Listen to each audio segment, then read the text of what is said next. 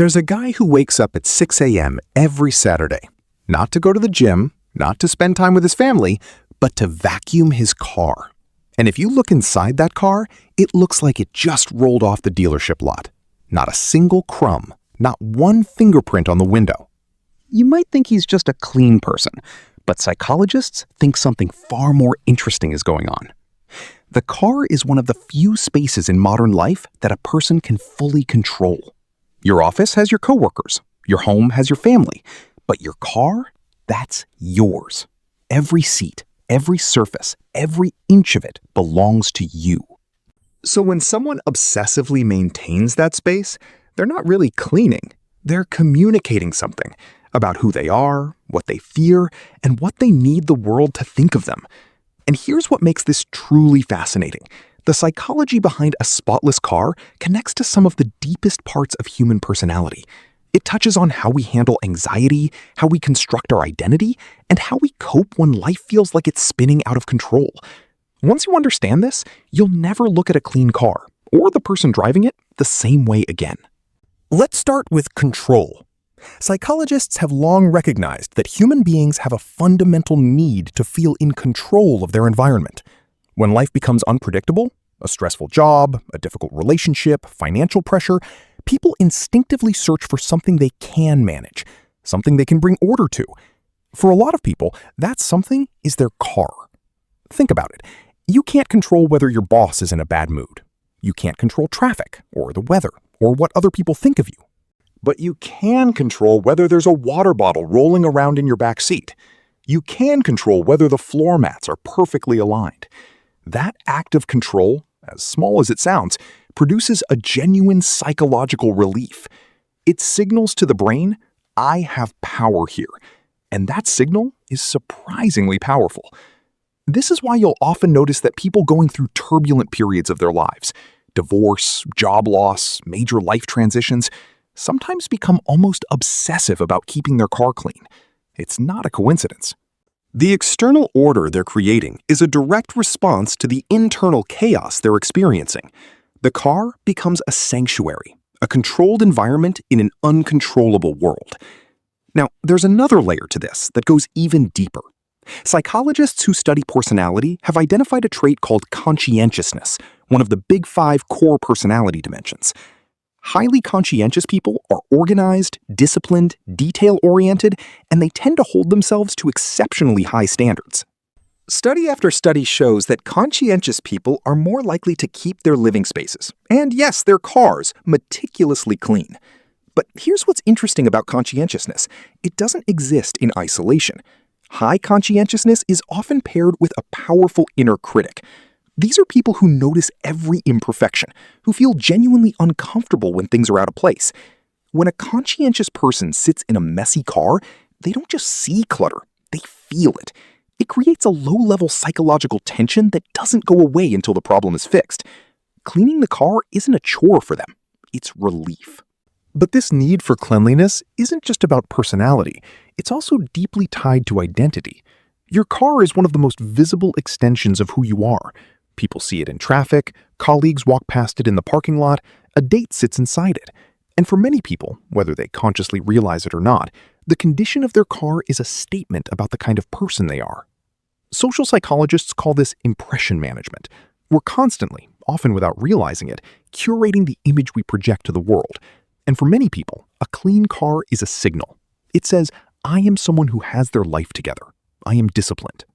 I am professional. I take care of things. It's the same psychology that makes people dress well for an interview or clean their house before guests arrive, but applied to a space they carry with them everywhere they go. This is why certain people feel a flash of genuine embarrassment when someone gets into their car on a messy day. It feels like exposure, like someone opened a door they weren't supposed to open. The mess in the car feels like a reflection of something messy inside them, even though rationally they know that's not true. Now, let's talk about something that most people don't consider, the role of childhood. A lot of our adult habits, including how we relate to cleanliness and order, are directly shaped by what we experienced as children. People who grew up in households where cleanliness was strictly enforced often carry that standard into adulthood without ever questioning it. For them, a clean environment isn't a preference, it's a baseline. Anything less feels wrong at a visceral level because it was associated with disapproval, anxiety, or punishment in early life.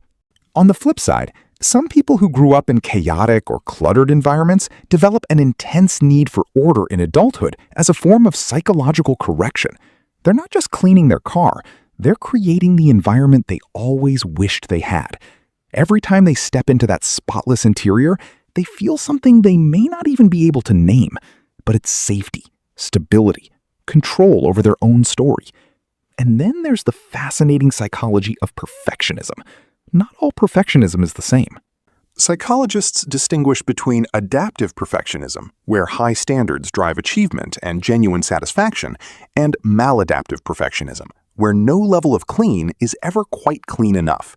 For the maladaptive perfectionist, the spotless car is never really finished.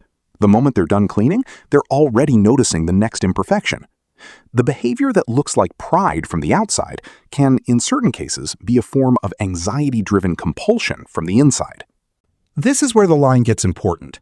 There's a significant difference between someone who keeps their car clean because it makes them feel good and focused, and someone who can't leave the driveway until every surface is wiped down because the alternative feels genuinely unbearable. One is a healthy habit. The other can be a sign of obsessive-compulsive tendencies, where the brain has linked cleanliness to safety and mess to danger in a way that takes on a life of its own. What's remarkable is that these two people, the healthy enthusiast and the anxious perfectionist, can look completely identical from the outside. You see the same gleaming dashboard, the same spotless seats, but the internal experience driving that behavior is completely different. There's also a social dimension worth understanding. In many cultures, especially those that place a high value on status and reputation, a clean car is a form of social currency. It signals success. It signals self-respect. In communities where how you present yourself is deeply tied to how you're treated, maintaining a spotless car can be a deeply rational strategy. Not vanity, but navigation. A way of saying, without words, I belong here. I am someone to be taken seriously. What all of these threads share is a single insight. The things people do with their personal spaces are almost never just about the space. They're about the person. The need to be seen a certain way. The need to feel safe. The need to impose meaning on a world that often resists it. A clean car in this light is not a superficial habit. It's a window.